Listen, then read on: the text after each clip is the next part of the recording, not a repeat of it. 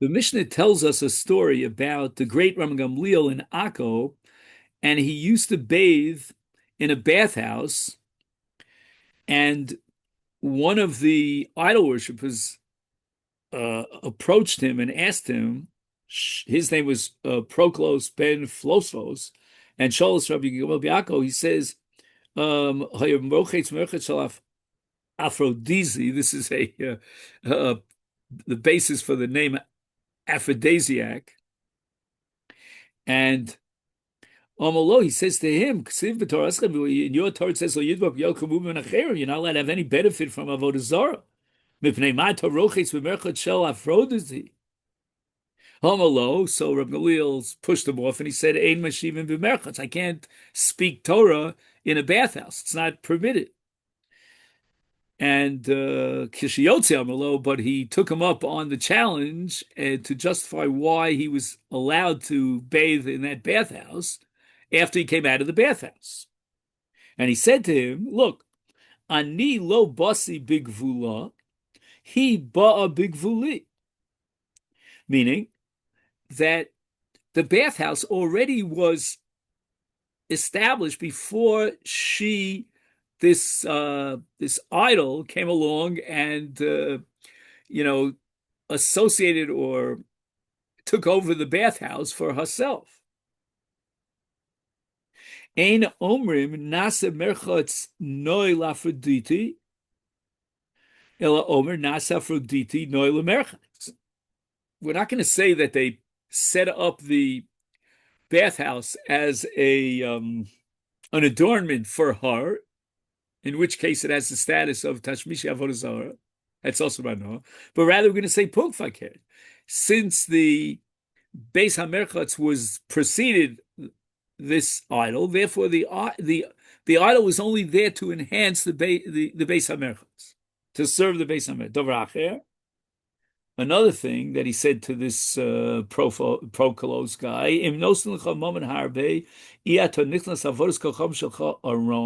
if they gave you all the money in the world, would you enter into your idolatry place naked? And not only that, Valkyrie, after you had a seminal emission, umashtim b'faneh, and you urinate in front of it, this is what they did in front of this Beis HaMerchatz. So it would seem that this demeaning behavior indicates that you yourselves were mavatel the avodah zara. Therefore, if it's batel, I'm allowed to benefit from it. Zu omedes al pi habiv.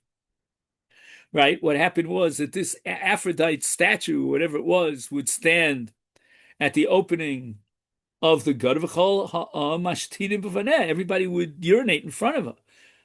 Now we're going to see the Gemara is going to ask from Pa'ar, but okay, that's later on. Lo nemar el Eloheihem. And the implication of their gods, es shenoig bo mishum elo asur, when the Torah prohibits you from benefiting from their gods, it means when they treat it like a god. But esheina noig bohem mishum eloha mutter. But if they act towards this idol in a demeaning way, then it is permitted. So idols that are treated with reverence are prohibited for benefit, but idols treating in a demeaning way are permitted even if they are made into objects of worship.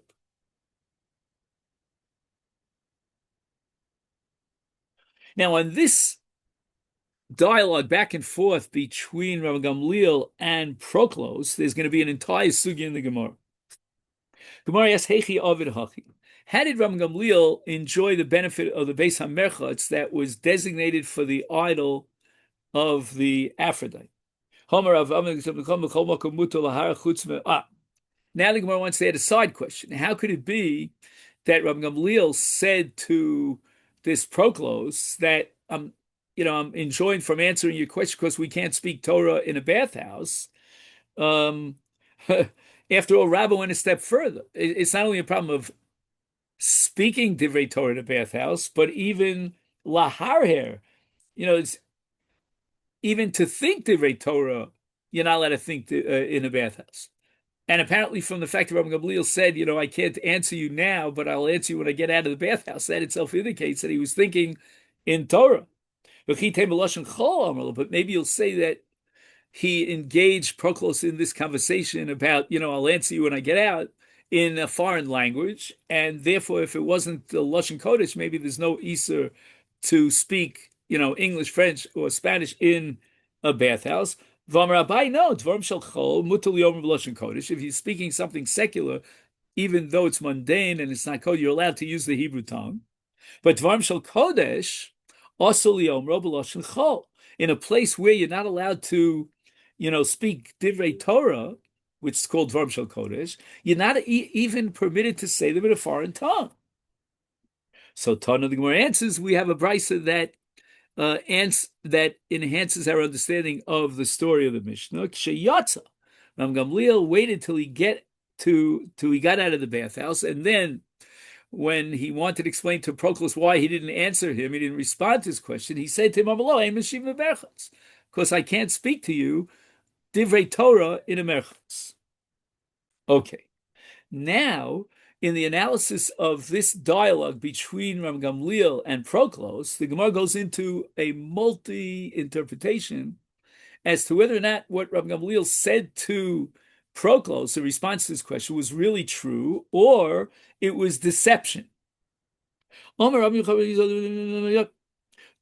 Gnuva Heshivo, it was deceptive. The answer, the response of Rabbi Gamliel said to that Hegmon, this Proclus, Hegmon is like an official in the government, is according to Rabbi Oshaya, tradition in the name of Rabbi Oshaya, this was all deceptive. Vani Omer, but Rav Chama, who brought this tradition to our attention, he said, Eina Gnuva, it's not deceptive. So now the Gemara is going to offer 4 different answers as to why you might think it was deceptive and why in truth, it's not deceptive. My Gnuvu, so why would we consider Rav Oshia considered it as deceptive? The Kamar Lo, because Rav Gamliel said to Proclus, Zu omedes al pi habiv, v'chol adom mashbim faneh. I'm going to prove to you that you were mavatal this avodah Zara, and you treated it in a demeaning way by the fact that everyone pished in front of this in this Beis HaMerchatz. So the Gemara says, the fact that they pished in front of the Beis HaMerchatz doesn't prove that they were mavatal. It v'amar Rava Pior yochiach shebefarin lefon b'chol yom. They defecate in front of Pior, and that's considered a worship. V'eno batal, and it's not batal. So too, people who pish in front of this Aphrodite, it retains its status as an avodah zarah. But Vani Omer Rav Chama says, "Ain't a gnuva." That's not deceptive. Why? Because zu, in the case of Pior, avodah b'kach, that's the derech of avodah for Pior. And there's deep psychology here as to why defecating in front of an idol is the way you worship the idol. Vizu, but here in the case of the Aphrodite, ain't avodah b'kach. That's not the way you worship this statue called Aphrodite. This idol deserves, respect. And pishing before it is only indicative of the fact that they were mevatel. So that was a very solid argument to Rav Gamliel's. Omer Abai gives another interpretation of the masu matan between Rav Gamliel and this Proclus. Why did Rav Oshia think that it is a deceptive answer? The Kamerle said to Manilo Basa Bigvula Vehi Ba Bigvule. And the implication is that had they first established the statue of the idol of Aphrodite, and then they built the base of it, then you'd have a good question. It would be Asur. Even if the Beis HaMerchatz was established after they had already set up the idol, what difference to make for Tanan? We have a Mishnah later on in Maseches Daf Nun, and the Mishnah says that Avos Kocham Sheish LaMerchatz Ogina Nenemehem below Shalo B'Tova V'Einenehem B'Tova. Right, we're not allowed to express our gratitude to an avodah zara of a merchatz because that means that the avodah zara is going to benefit from it. And therefore, the Mishnah says that regardless of which came first, right, it doesn't matter whether the merchatz came first or the idol came first. In both cases, you're allowed to benefit from the Beis HaMerchatz as long as you don't express to the priests who organize the Beis HaMerchatz your sense of gratitude. And therefore, Rabbi Gamliel's reply is deceptive, implying that had the idol been there before the bathhouse, then it would have been also to benefit from the idol. That's not so. But Rab Chama says, you know what? It's a really good, solid argument. And why is that so?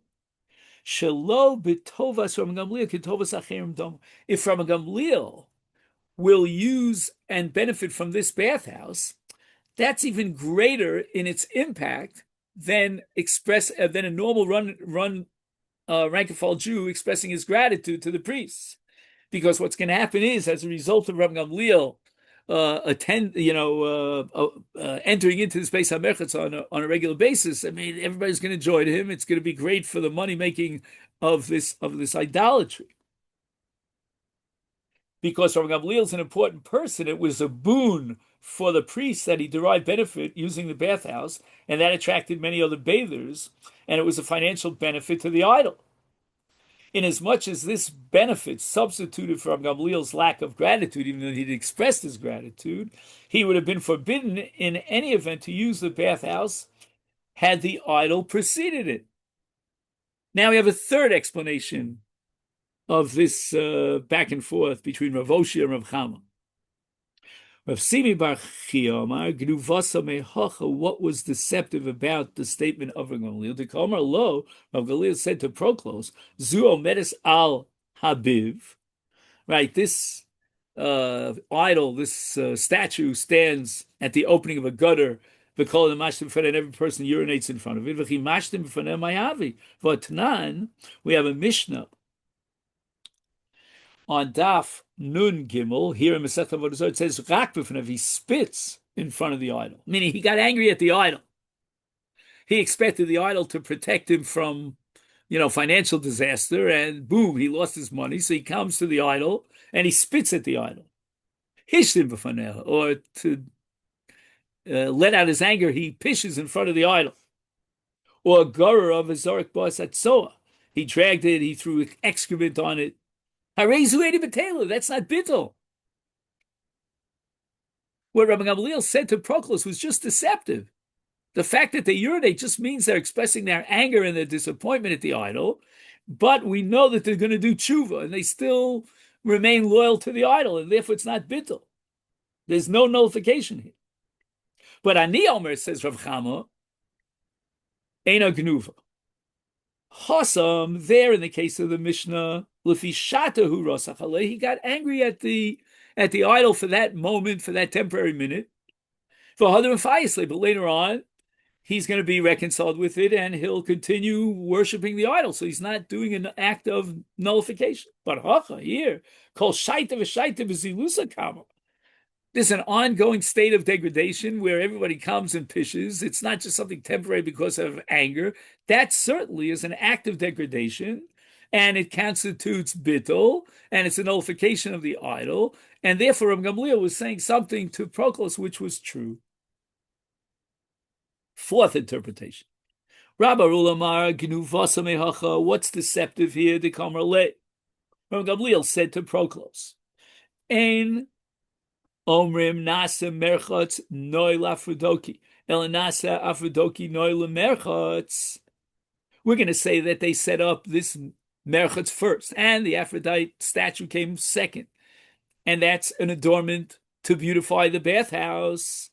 And this implies that had the bathhouse served in the flip side as an adornment for the Aphrodite statue, Gamliel would be prohibited to bathe there. V'chi Omar nasa merchatz Aphrodite noi maihavi. Even if we're going to say that the Aphrodite statue was first, and then they put up this adornment of a Beis HaMeretz afterwards as an adornment for the Aphrodites, so why would that be Asur by no? Hatanya, we said, HaOmer Bayizel Avodas Kol Chavim.